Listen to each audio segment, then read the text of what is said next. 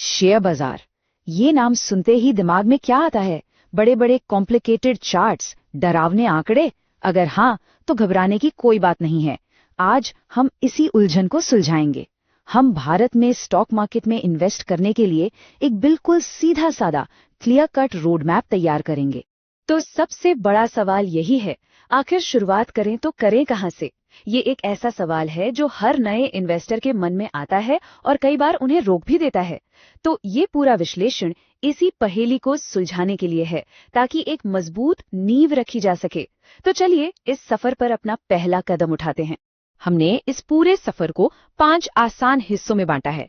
सबसे पहले निवेश से पहले की तैयारी, फिर हम देखेंगे कि अकाउंट कैसे खोलना है और अपना ज्ञान कैसे बढ़ाना है। इसके बाद हम अपना पहला इन्वेस्टमेंट करेंगे, समझेंगे कि आम गलतियों से कैसे बचना है और आखिर में अपने निवेश को लंबे समय तक मैनेज कैसे करना है। हमारा पहला और सबसे जरूरी पड़ाव है तैयारी। जरा सोचिए, क्या बिना नींव के कोई घर बना सकता है? बिल्कुल नहीं।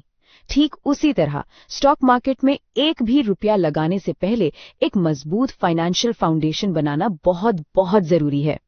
और इस नींव के हैं 3 मजबूत स्तंभ। पहला है एक इमरजेंसी फंड, जो किसी भी मुश्किल समय में हमारा सहारा बनता है। दूसरा, एक अच्छा हेल्थ और टर्म इंश्योरेंस, जो हमें किसी भी अनहोनी से बचाता है। और तीसरा, ऊंची ब्याज दर वाले कर्ज जैसे क्रेडिट कार्ड का बिल, इनसे छुटकारा पाना, क्योंकि ये कर्ज हमारी कमाई को दीमक की तरह खा जाते हैं। अब सवाल ये है कि इमरजेंसी फंड कितना होना चाहिए? हमारा लक्ष्य होना चाहिए कि कम से कम 6 से 12 महीने के जो भी जरूरी खर्चे हैं, उनके बराबर की रकम एक सुरक्षित जगह पर जमा हो। ये फंड बाजार के उतार चढ़ाव के दौरान सच में एक सुरक्षा कवच का काम करता है। तो सबसे जरूरी बात जो याद रखनी है वो ये है, पहले सुरक्षा फिर निवेश। जब हमारी फाइनेंशियल सिक्योरिटी पक्की हो जाती है, तभी हम निवेश का जोखिम उठाने की सही स्थिति में होते हैं। अच्छा, तो जब नींव मजबूत हो गई तो अब मंजिल तय करने का समय है। अपने इन्वेस्टमेंट गोल्स को क्लियर करें। क्या अगले 1-2 साल में गाड़ी खरीदनी है, या 5-7 साल में घर, या फिर 20-25 साल बाद आराम से रिटायर होना है? याद रखिए, हमारी मंजिल ही हमारा रास्ता तय करेगी। मतलब हमारे लक्ष्य ही हमारी इन्वेस्टमेंट स्ट्रैटेजी बनाएंगे। चलिए अब दूसरे चरण पर चलते हैं। एक बार नींव तैयार हो जाए तो अगला कदम है सही उपकरण जुटाना और जाहिर है अपना ज्ञान बढ़ाना। अब अपनी इन्वेस्टमेंट जर्नी के लिए औजार जुटाते हैं। इसके लिए एक डीमैट और ट्रेडिंग अकाउंट की जरूरत होगी। इसे आप शेयरों के लिए एक डिजिटल लॉकर समझ सकते हैं। ज़ीरोधा या अपस्टॉक्स जैसे प्लेटफॉर्म्स नए लोगों के लिए काफी अच्छे हैं और इसे खोलना भी बहुत आसान है। बस पैन कार्ड, आधार और एक बैंक खाते की जरूरत पड़ेगी, जिसे आप आसानी से लिंक कर सकते हैं। अब देखिए, निवेश की दुनिया में एनालिसिस के 2 मुख्य तरीके हैं। फंडामेंटल एनालिसिस एक जासूस की तरह कंपनी की जड़ तक जाता है, उसकी कमाई कितनी है, कर्ज कितना है, मैनेजमेंट कैसा है, ये सब परखता है। ये हमें बताता है कि क्या खरीदें। वहीं टेक्निकल एनालिसिस बाजार के मूड को समझता है। ये चार्ट्स और ट्रेंड्स को देखकर बताता है कि कब खरीदें। और अब आता है वो रोमांचक पल जब पहला निवेश करने की बारी है। आइए देखते हैं कि ये समझदारी के साथ कैसे किया जा सकता है। नए इन्वेस्टर्स के लिए सबसे अच्छी स्ट्रैटेजी है SIP की तरह निवेश करना। मतलब हर महीने एक फिक्स्ड अमाउंट लगाना, ठीक वैसे ही जैसे हम गुल्लक में पैसे डालते हैं। शुरुआत के लिए टाटा, रिलायंस या HDFC जैसी बड़ी मजबूत ब्लू चिप कंपनियों को चुनना एक बहुत सेफ कदम है। एक और स्मार्ट तरीका है निफ्टी 50 जैसी ETF में निवेश करना। इससे एक ही बार में देश की टॉप 50 कंपनियों में हिस्सेदारी मिल जाती है ना कमाल की बात? डाइवर्सिफिकेशन का एक बहुत ही सीधा साधा नियम है, अपने सारे अंडे एक ही टोकरी में मत रखो। इसका मतलब है कि अपना सारा पैसा एक ही जगह मत लगाइए। अगर एक सेक्टर, मान लीजिए IT, अच्छा नहीं कर रहा, तो शायद बैंकिंग या FMCG आपके पोर्टफोलियो को संभाल लेगा। तो इस तरह अलग अलग सेक्टर्स में पैसा बांटने से रिस्क काफी कम हो जाता है। तो पहला निवेश करें कैसे? ये 4 आसान कदम फॉलो करें। पहला, 2-3 ऐसी कंपनियों को चुनें जिनके बिजनेस को आप समझते हैं। दूसरा, उनके फंडामेंटल्स देखिए, क्या वे लगातार मुनाफा कमा रही हैं।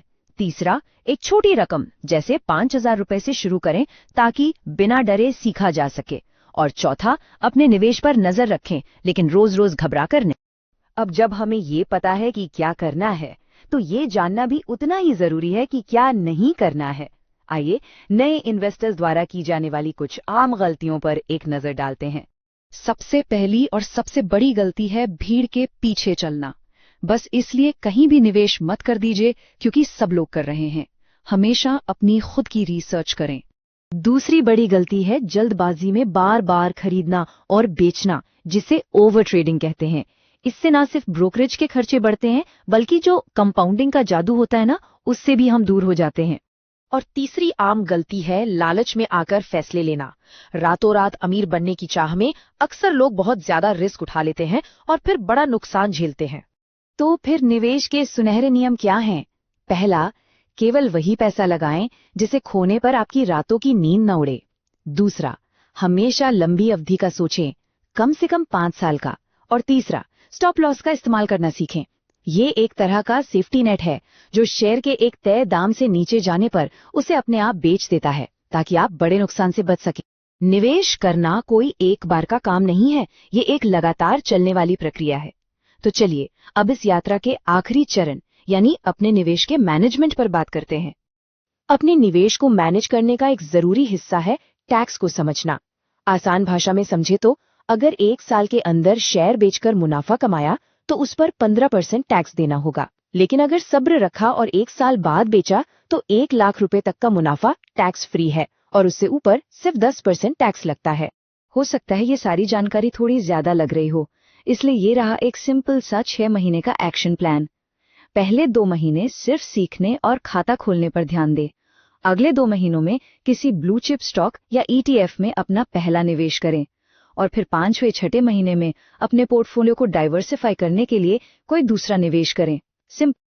और आखिर में बस इस एक बात को हमेशा याद रखिए, निवेश एक मैराथन है, कोई 100 मीटर की रेस नहीं। इसमें धैर्य और अनुशासन ही आपके सबसे बड़े साथी हैं। छोटी शुरुआत करें, लगातार सीखते रहें और कंपाउंडिंग की ताकत को अपना काम करने दें।